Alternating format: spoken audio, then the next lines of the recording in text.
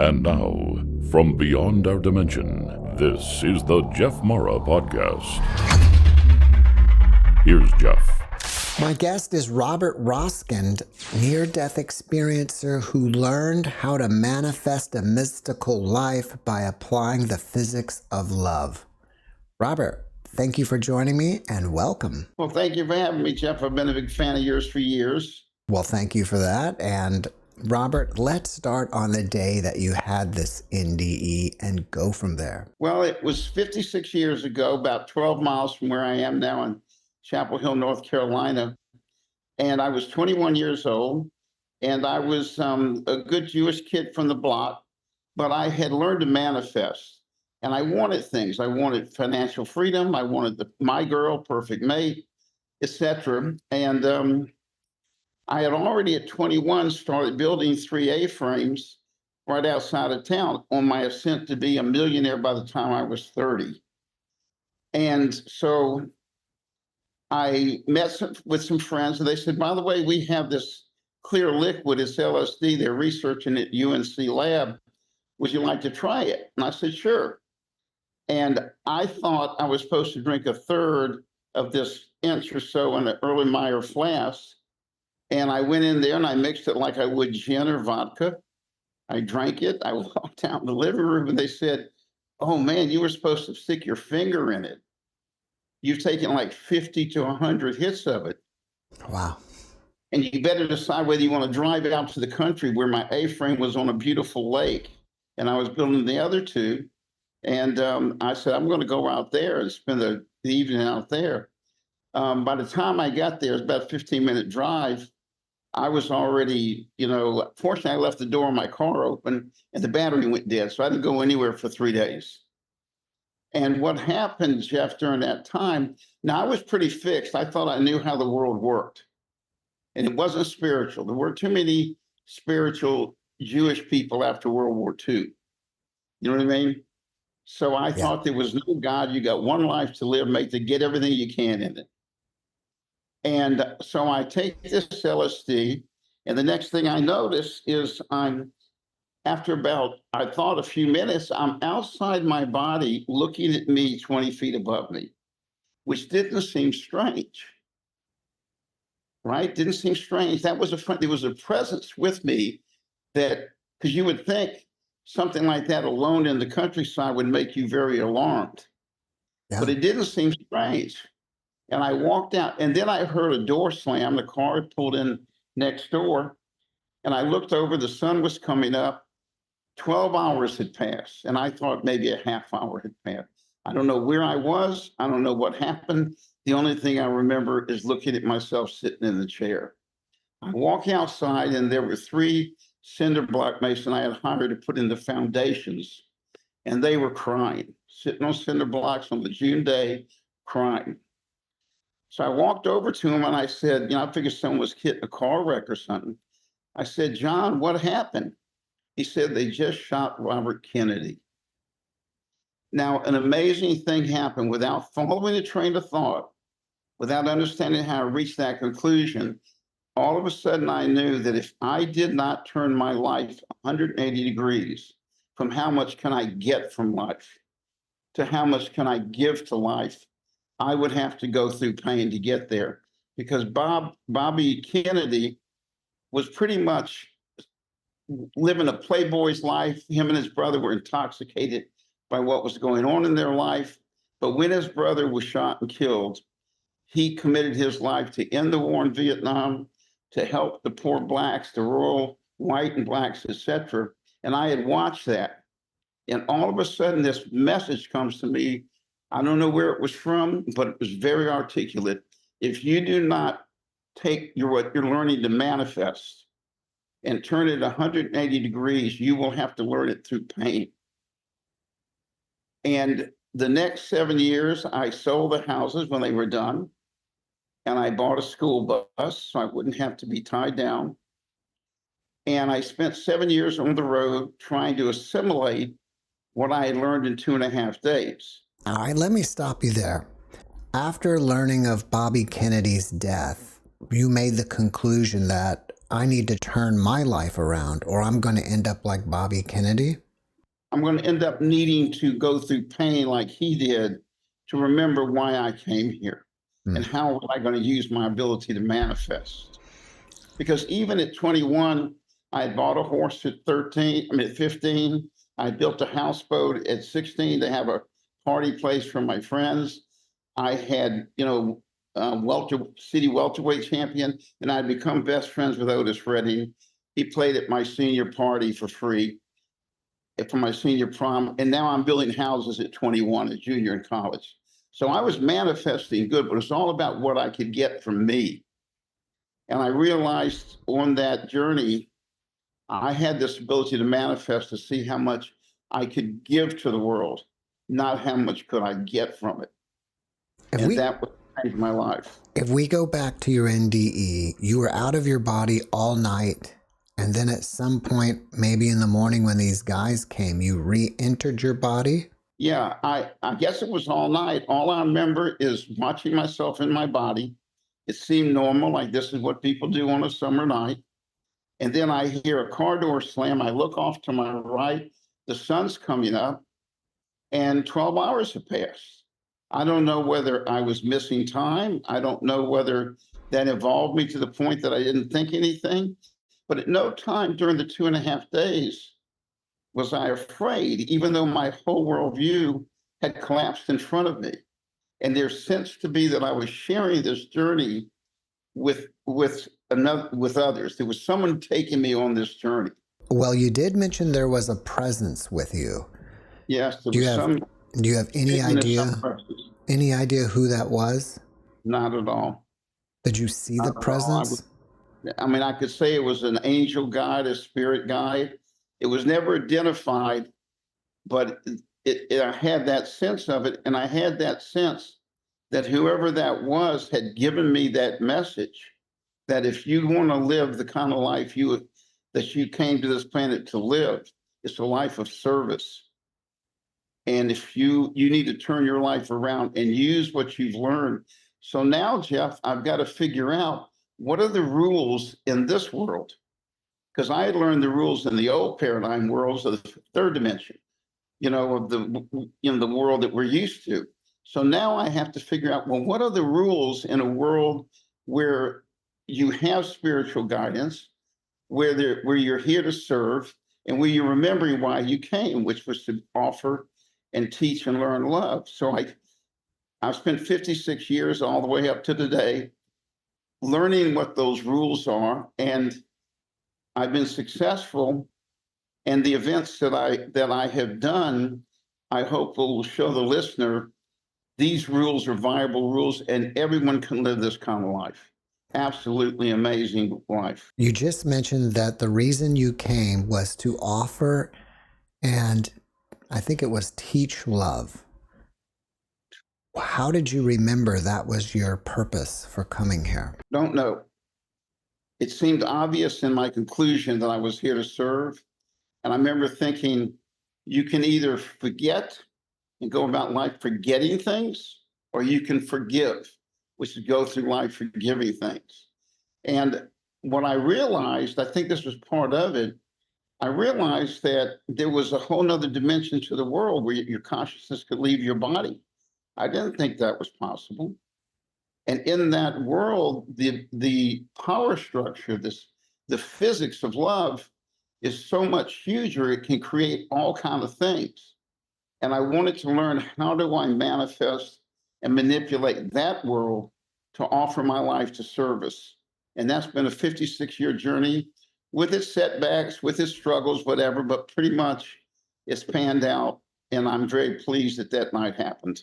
If we could kind of put this in scientific terms, how do you describe the physics of love? The physics of love is rather simple. And the following people that we would all agree are some of the best people that walk the planet reached the same conclusion. Martin Luther King, Mandela, Bob Marley, Gandhi, Christ, all these people, that a loving creator we weren't made out of an ape. We didn't a loving creator had created you And you were sent to the planet to learn and teach the love that that creator came from, which we are too. So it seemed obvious to me that, oh, we're here to teach love. We're here to awaken ourselves to this creator's love and to offer that to people and to learn and teach love and do that through a life of service. And this is very important, and that you would be guided as you remember this. There would be doors opening, there would be doors closing. There'd be epiphanies you'd remember. There'd be all kind of guidance, which I didn't believe in up until that night. And so over the time, I've found out a lot about the other rules that apply here, and applying it, amazing things have happened. Has the memories of that experience faded over time? Yes, 56 years. They the points that needed to be made are still poignant to me and clear, but so much of it has faded. And I have no idea who was accompanying on that, but it's really clear for me. I did, like so many of your speakers have said, I designed my life before I incarnated to get woken up, and thank God I didn't have to get hit by a car or have a heart attack to do it. I just have to take a large amount of psychedelics. At some point in your life, you decided to live in a bus. How did that play out? Well, I decided that I had no idea how to implement this new vision of my new global view of the world, of me, or who we were, why we're here, into the basic American lifestyle, which was, leave it to Beaver and buy a Chevrolet, everything that was going on. And basically at the time, a rather, very asleep culture. So I decided I did not want to get committed to a career. So I sold the houses I was building, and I bought a 23-foot school bus, and I retrofitted it. I'll show you a quick picture of it. I retrofitted the school bus. Cool. And now I only it even had a fireplace in it. Wow. So what year was this again? This would have been 1968. All right. And now all I needed was gas money and food money. And so I could live on the road for next to nothing, And so I lived in communes in Oregon. I lived in communes in Aspen, Colorado. I lived in British Columbia and Victoria. I was just on the road. And what was interesting to me is that there were many other people now coming to that same conclusion. And they were leaving the society, and coming and seeking out, how do we build a new society? How do we do this? What were the communes like back then? The biggest one I lived in, the best one, was in Wolf Creek, Oregon.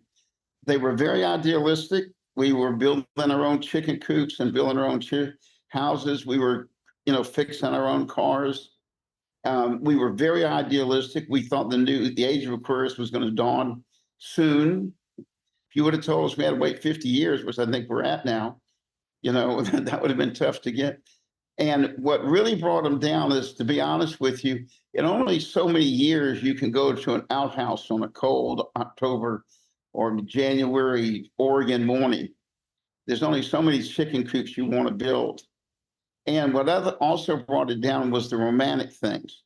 There was, like Stephen Stills wrote the song, if you can't be with the one you love the one you're with. Well, that killed a lot of relationships. So after a few years of doing it, it just kind of petered out. But for the time being, it worked with me, and I did get off the road. Do you think in these times people are kind of wanting to be in communes again? I got a 35-year-old daughter. That group is the group that I work with a lot here in my botanical lounge. I think the people in the 20s and 30s who understand they may never own a home, who understand they may never have job stability, they are thinking about how much they would enjoy owning common land together and living on communes. They just haven't moved to the point of manifesting it yet. But I'm seeing that, not in the ones that are 40s, 50s, 60s, But in the ones that are 20 or 30s that realize this is a new world, yeah, I think that we may see some of that. All right, at some point in your life, you befriended Bob Marley's family and created a One Love event. I think that's what it's called. How did that come about? Well, and this is the kind of miracles that happen. As I went through life, I said, Creator, show me, guide me, help me look at what's my ego and what's your guidance, right? And so in 2000, I had already written books on expressing unconditional love in your work life, and also expressing, which is the most difficult, expressing unconditional love in your marriage. So now I'm looking for the next book. I go to Jamaica and I think I'm going to write a book on how did the most suffering country in the history of the world, a slave colony, where 98% of the people living there are slave descendants, birth this message of one love and unconditional love through Bob Marley and through the culture and through the other conscious artists. And I went down and I wrote the first book in Jamaica with the elder Rastas, but then a miracle happened. This is how the miracles happen. So, and all these books are most out of print, but they're all free on Kindle. So you don't need to spend any money, just go to Kindle and they're all free. That's great. So what happened next, this is a miracle that has a 1 in 7 billion chance. I decided I'm going to go back to Jamaica because it had given so much to me and my daughter and wife, and I'm going to host an event and invite other teachers of love on Bob's 57th birthday to basically come forward and reinforce his message. Little did I know that Bob's widow, Rita Marley, had seen my book in the Montego Bay airport and had called a man named Peter Schucott, who was the #1 entertainment lawyer in the world. Whenever she sees anyone infringe on Bob's likeness or name, she calls Peter. Peter sues him. So she calls Peter and says, I want you to sue a man named Robert Roskind. He used Bob's picture from the book without my permission. And little did she know that there are 2 Robert Roskinds in the world. If you Google my name, you'll see me, and you'll see my cousin Bobby, who runs a $2 billion company in Manhattan. And we're close. We're more like brothers than cousins. She calls Peter Schucott and tells Peter sue Robert Roskind, not knowing that Peter Schucott is best friends with my cousin Bobby from Wharton and Penn State. So he calls Bobby and says, I just got a call from Bob Marley's widow. They want me to sue you. She says, no, go. It's the other Robert Ross in North Carolina. He gives all the money to the elder Rostas, let him be. So now I'm endorsed by a lawyer. He said, I've known the family for 50 years. Just let it be, Rita. I'm endorsed by their lawyer. And there's 7 billion names on the planet. Only one name could have stopped that lawsuit. That's amazing. Isn't it? So then the next thing that happened is, so now I'm free to do one event without them suing me. If they sue me, I'd be persona non gratis. So then the next series of miracles happen. This is what I've learned, and I really want people to hear what I've experienced through it. And I wonder, I listened to Sarah Landon being interviewed by you, and the ascended host is saying the same thing. Mm-hmm. We are capable in the physics of love of doing things that will change our lives and blow our minds. We are so much bigger than the egos we were told. So the next miracle that happens is I go down to Jamaica to introduce the book, and I go to the Bob Marley Museum, which is the biggest tourist attraction.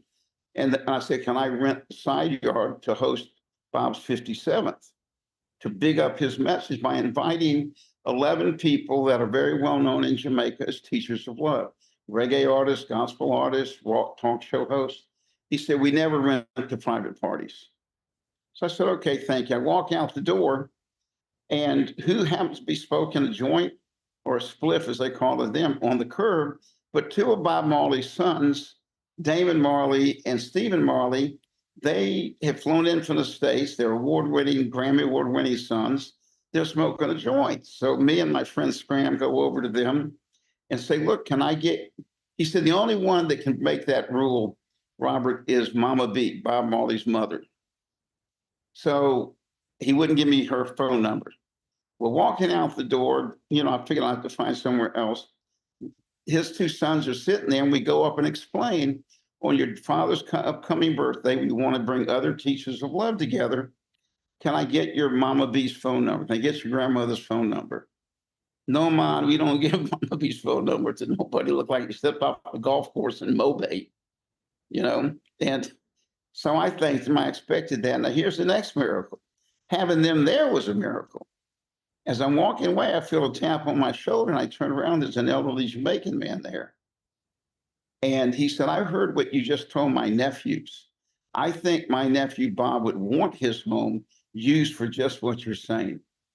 Here's Mama B's phone number. You tell her brother John said, give you a listening ear. I called Mama B. I told her what I was about. I went to visit her. I spent 2 hours with her. And she said, you're on the same mission my son was on. You can use it. That's great. What a miracle.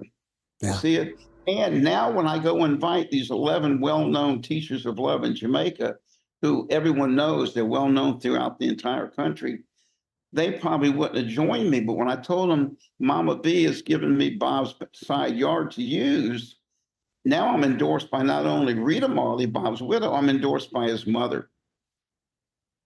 The next miracle happens. We have this wonderful event. And anyway, I got a picture. We had a wonderful on Bob's 57th. And I get a call from Joseph Forstermeyer. He's the head of the Jamaican Hotel Association. We like what you're doing. You're bringing all the One Love teachers together. You're telling people to practice love and forgiveness in their life. The Hotel Association wants to help you.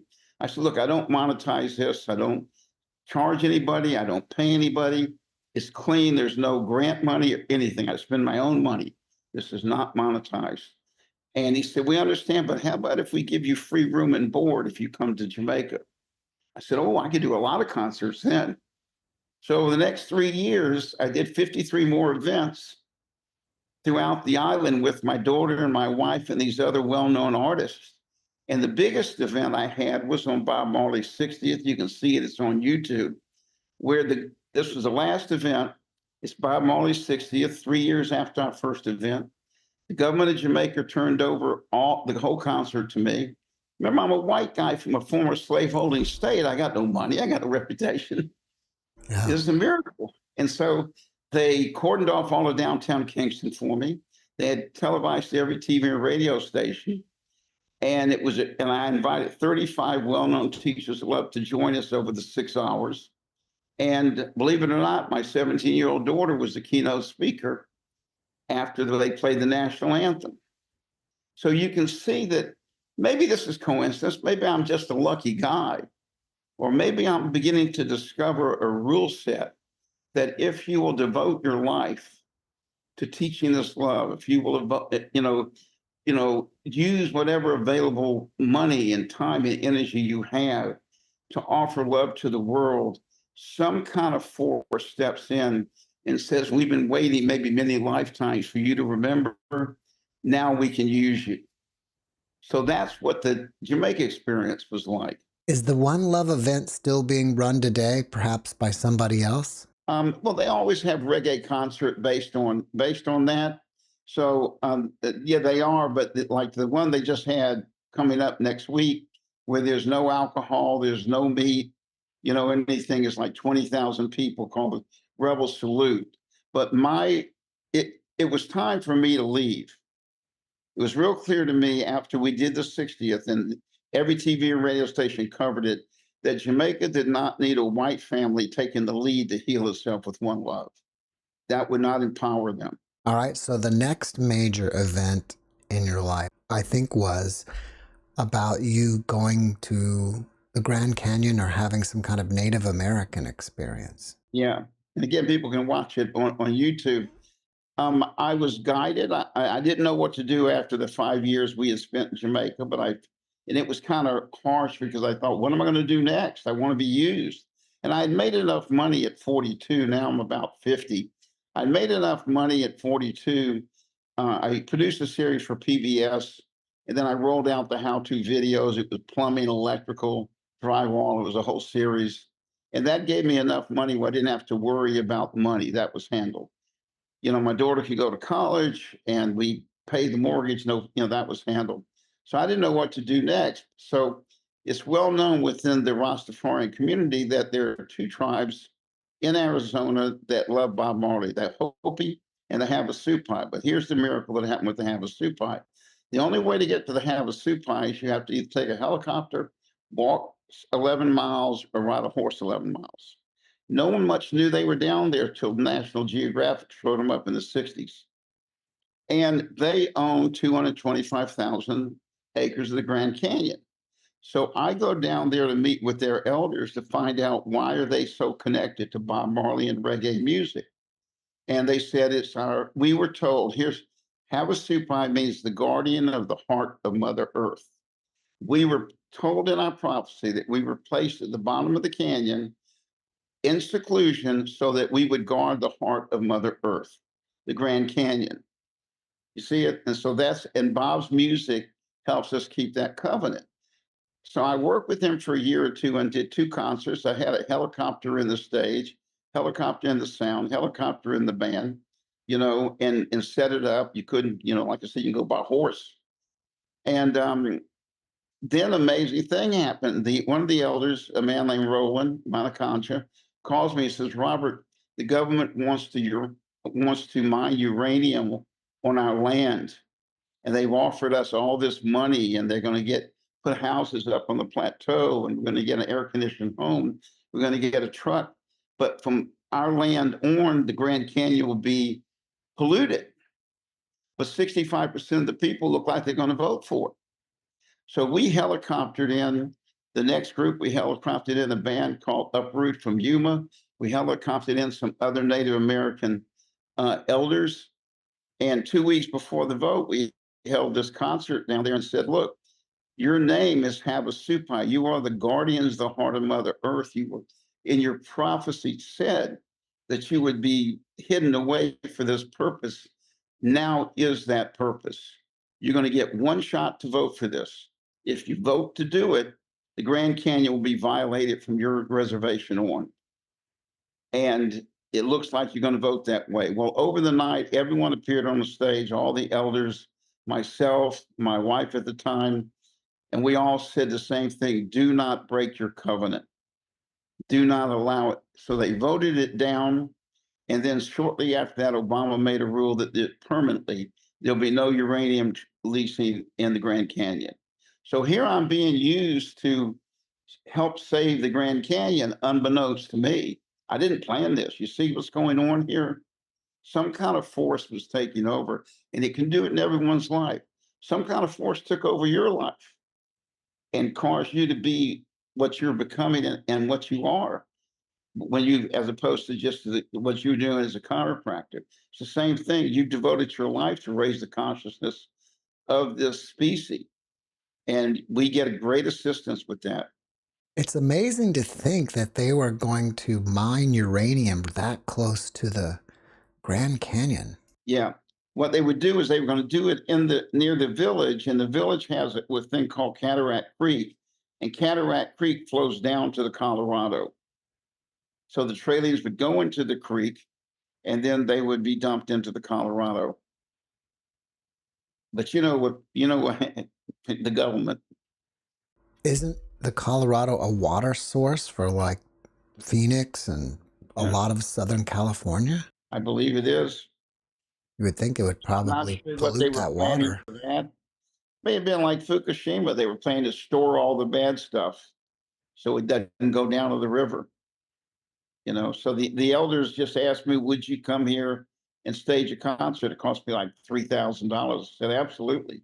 If I can help save your reservation, for a simple concert. Have you been back there recently? Not recently, but I spent 3 years on and off. I wrote a book of the whole journey, The Beauty Path, and it's about my journey with the Native Americans in the bottom of the Grand Canyon.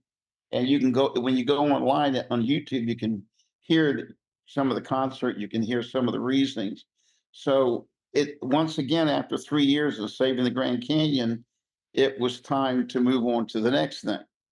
And by now I'm building up my trust that this is valid.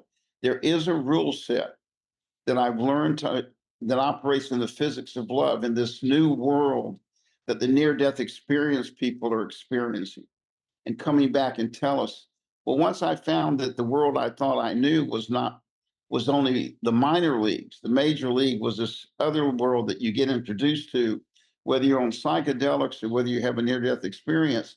Well, that has a different set of rules. And I had to figure out what the rules are. Some of those rules are clearly stated in ancient wisdom.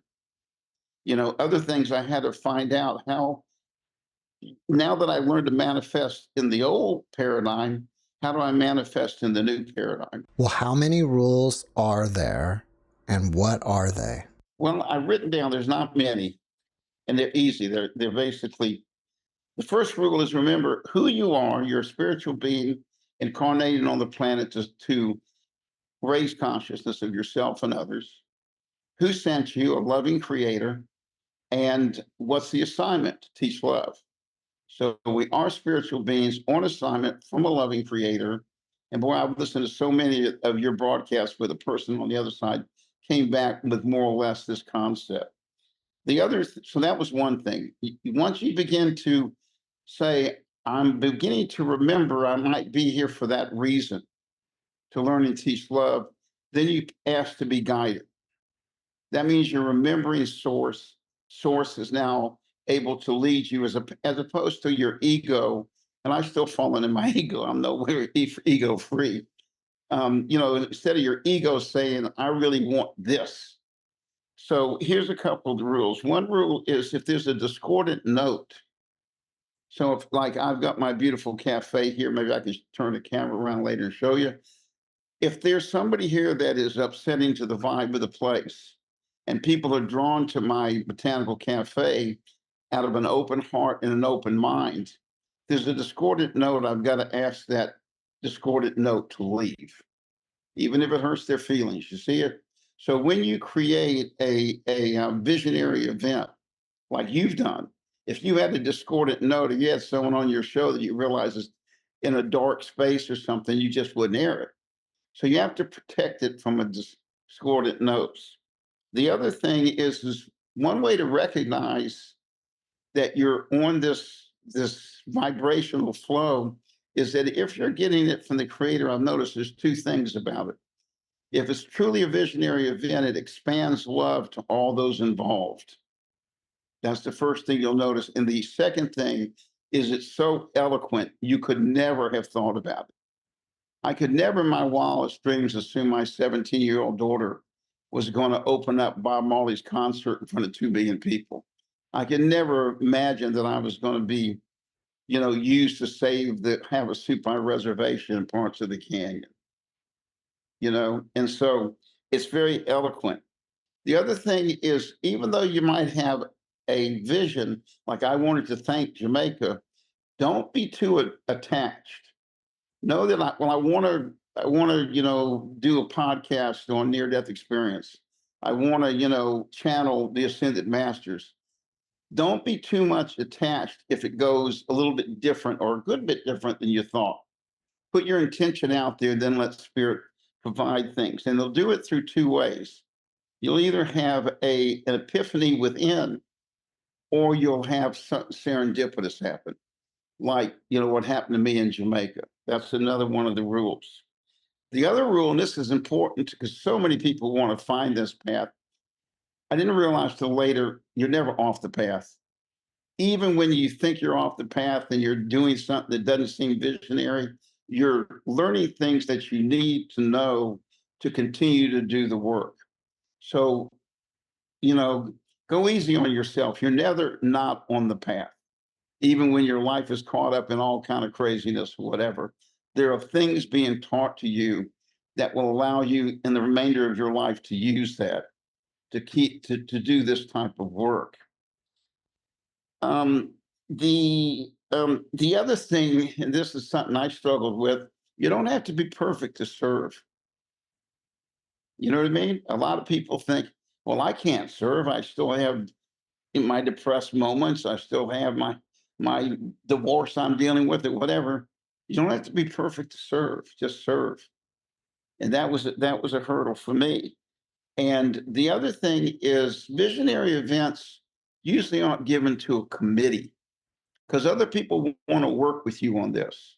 And you got to make sure you understand sometimes there's like one other person involved, but this is your vision. And we're both people that have these visions usually are very inclusive. But in the end, take full responsibility yourself for it and make sure that you're not in your desire to share it with others. That's not maybe taking it down a path that you otherwise wouldn't take. And the other thing is don't judge who you're sent to serve. I mean, for years, I operated a school in Berkeley that taught middle class Californians how to build a home. I had a school that called the Owner Builder Center that taught people house building in Berkeley. And I remember one time thinking, well, I thought I would serve, prisoners, Native Americans, oppressed people. And I'm, serving middle class Californians build a $500,000 home. And I met with one of my spiritual teachers, a woman named Pearl Doris. And I told her, I said, Pearl, it just feels like I ought to be doing something, in that area. And she said, Robert, everyone needs to be served. Don't judge where the Creator sends you to serve. And those are, 6 or 7 things that seem to test out over and over again. You also did work in prisons, right? Yeah. And this is, again, had a series of miracles that led up to it. After we did the Native American, which is about a 3-year venture, I get a letter from a prison inmate, and I was living in the Blue Ridge Mountains in Blowing Rock, North Carolina, and he said, I'm in prison about an hour's drive from you. Would you come and hold a chapel reasoning with the other Rastafarian prisoners? And I said, yeah, I'll come down there. So I go down there. There's about 50 Rastafarian prisoners. And we had a wonderful reasoning. Me and my wife went down there. And then I start getting calls from the other chaplains in other prisons. We have Pentecostal volunteers. We have Christian volunteers. We have Jesus for Jesus volunteers. We have Wicca volunteers. But we don't have Rasta volunteers. Would you come and host events for my Rasta community, 50, 60 people? And so I said, yeah, I'll come down there. Now, that led to 3 maximum security prisons that we did monthly. So we did 36 a year for 5 years, 150 events. Now, some of them were with 50 to 75 in the group, but every couple times a year, and this is really a miracle, the prisoners would ask, would you host an event for the entire prison? And so I met with the warden and he said, yeah, you can do that. And so they would gather in the gym in chairs. They'd have guards in the back, and I would bring a reggae band in from Asheville. Actually, I had one reggae band from the Virgin Islands that happened to go through Asheville. And you had to explain to the band, don't try to get through security with an old joint in the bottom of your guitar case. It's not like playing the gig at somewhere else. So I told the group, I will host this event if you will sit on the front row, and before we begin, you will stand and look at your brothers in prison with you and tell them that you've devoted your stay in prison to learning and teaching love. Now, that's not something you really say in a maximum security prison. And I said, if you'll do that, then I will continue to bring bands in here several times a year. And they all agreed to do it, and it was magical. And so then I had to find out, how do I give this message to people? 60% were never going to get out of prison. 60% went for life. They were all housed in separate cells. It was too violent to be in a group, a dorm. How am I going to get this message out? So here's what I would do as I met with the group. Over time, I figured it out. First thing I would say, because, when they see an older white guy, they think I'm going to save their soul for Jesus. Bring up their guilt. Why did you do this, etc. I would say, first of all, there's not one of you that would be in here if you'd gotten enough love. And instantly they knew I got them. I knew what they were. I knew that they were good people at heart who something had gone wrong, and that's why they'd done what they had done. I said, now I'm going to give you 3 tools to get out of prison. I looked at all the guards with their shotguns and go, well, look, I'm not going to give them physical tools. The first tool is if you teach love in prison, you're free. And if you're on the outside eating what you want and driving around and you don't teach love, you walking around in a self-made prison. You can teach love wherever you are, whenever you're ready to take up that assignment. And maybe you didn't remember that was assignment till you ended up in prison. Or maybe you didn't, whatever. But anytime you're ready to recognize, this is who I am, this is what I'm here to do, your ministry, if you want to call it that, begins. The second rule is like, if you think you can't know real joy unless you get out and can be with who you want and eat what you want, you need to realize the greatest joy a human can know is to watch their love extend into a situation and bring a healing. You see it? And then the third rule I told them is if you think your creator is judging you, is disappointed in you, I believe our creator loves us all unconditionally. Whatever was done to you, whatever was, that you did, we're all loved. He doesn't have 7 billion slots and move us up and down, whether we let someone in traffic or not, whatever it is. So what happened is that then the miracle started to happen is started to cut out 25 of the 50 chaplains in the state of North Carolina. And the reason for that was because if they don't have a chaplain, any volunteer just goes to the chaplain assigned. But there's a chaplain on duty. He's got to get Jewish speakers in. He's got to get Buddhist speakers in. And so the conservative Christian community wanted the chaplains gone because then only conservative Christians would go and volunteer. You see it? And so they cut out half the chaplains. There was a town meeting in Boone, North Carolina, with this head of one of the state senators who was the Speaker of the House. He's now our state senator. And I confronted him publicly at the meeting. I said, "You've already cut out half the chaplains. Do you know all the research shows if there's a full-time chaplain, the recidivism rate is cut by like 20% what it would have been? And so you're saying it's for financial reasons, but one person not returning to prison because it's a full-time chaplain, pays for the entire year of that chaplain." And I said, and I was filming it. I told him, "Look, in an hour, this is going to be on YouTube. So I want to ask you right here in front of the audience, if what I say is true, would you not, get rid of the other 25 chaplains and consider hiring it back?" What could he do? He had to say, "Well, give the information to my aide and I'll check it out." Now, knowing how politicians are, 2 weeks before the vote was coming up for the budget, they have a service where if you write an article, you can give it for $100 and they'll send it to every newspaper in the state. So I wrote an article about all this. I showed the link to the YouTube where he admitted that he would do it. And I'll be damned if like 6 or 8 newspapers didn't run it a week before the vote. And sure enough, the chaplains remain to this day. That's great. Yeah. Do you still practice Judaism? No, I have to honestly say my 18 years with living in a Jewish family, we went to synagogue and I was bar mitzvahed, was a social experience. It was not a spiritual experience. It's hard to get the tribe to believe that God is there when 6 million were thrown in through the Holocaust. So I could feel, even from my rabbi, from my parents, that there was no heart to there.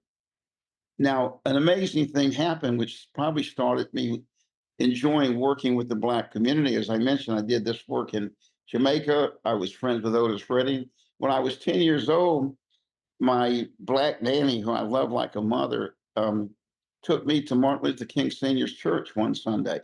My parents were out of town. She was babysitting. And I walked in that church, the Ebenezer Baptist Church in Atlanta, where I was being raised. And for the first time in my life, I experienced people who really believed in spirit. And that made a big impact. But I couldn't find that in the questioning or the books or anything. And half the books are in, you're a 10-year-old kid, you go to synagogue and they're speaking in Hebrew. Well, you don't exactly kind of get drawn to that. So I haven't really follow. I've read the Kabbalah. I know there's validity in every religion, Muslim, Christian, but now I would say, love is my religion. Well, now you're into the herbal cafe business, and I think that's where you're at, right? Yeah. Yeah. And what happened then is when after the prison events for 5 years, I'm 76. And 10 years ago, I thought, I don't want to keep getting on planes to do things. I want my next assignment. And then another miracle happened. So I had tried to open a spot like this about a mile from here in 1968. It was called 323 Rosemary Street. So when I was 21-year-old kid at 68, I wanted to open a hippie coffee shop with music, with art, just that like that gathering spot, etc. I rented the building. The town did not want a hippie coffee shop, Chapel Hill, North Carolina, in 1968. It was a fraternity town. It was not a hippie town.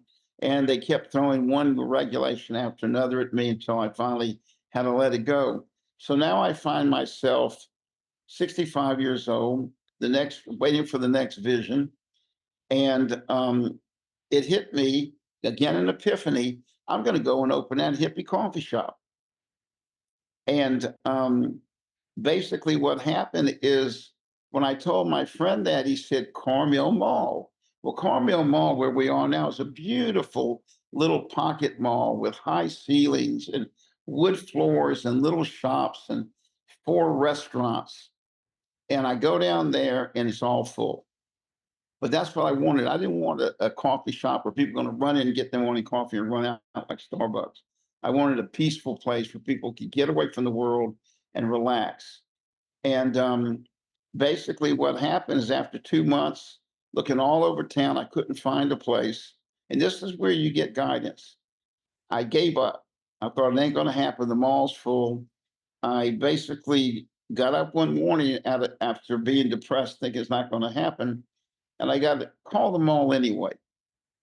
I called the mall, talked to Nathan, the manager. I said, look, I'm looking about 1,000 square feet for a coffee shop. I know you're full, but just thought I'd call to ask. He said, funny, you should call me.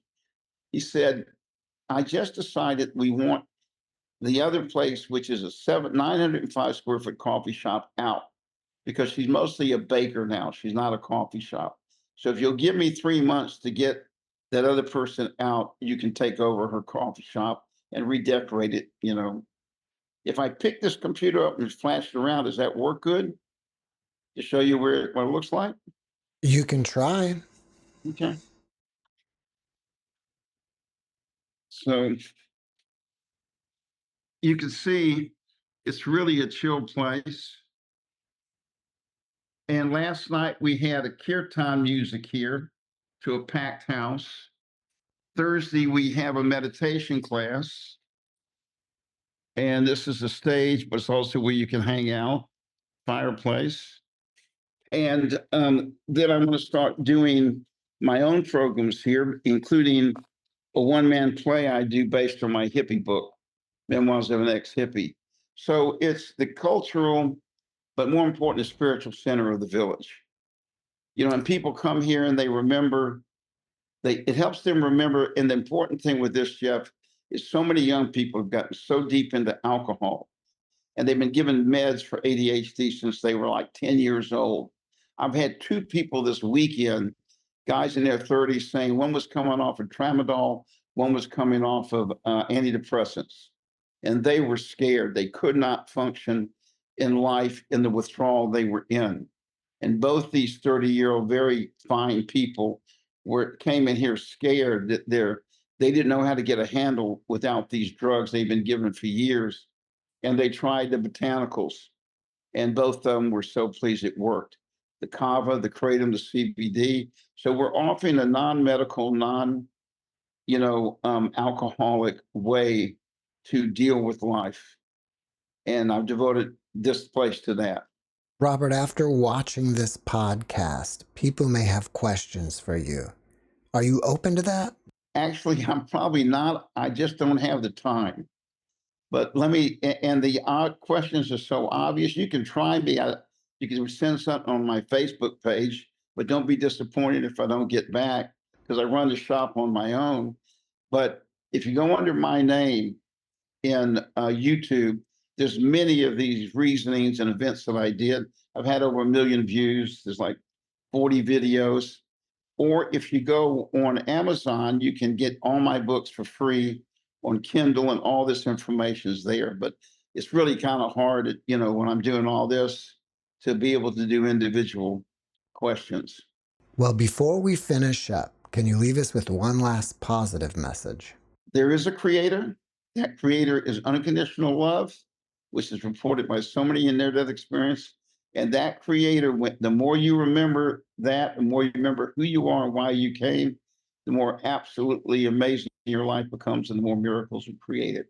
Robert, thank you for your message, and thank you for being my guest. You're quite welcome, Jeff, and thank you for what you do. Thank you.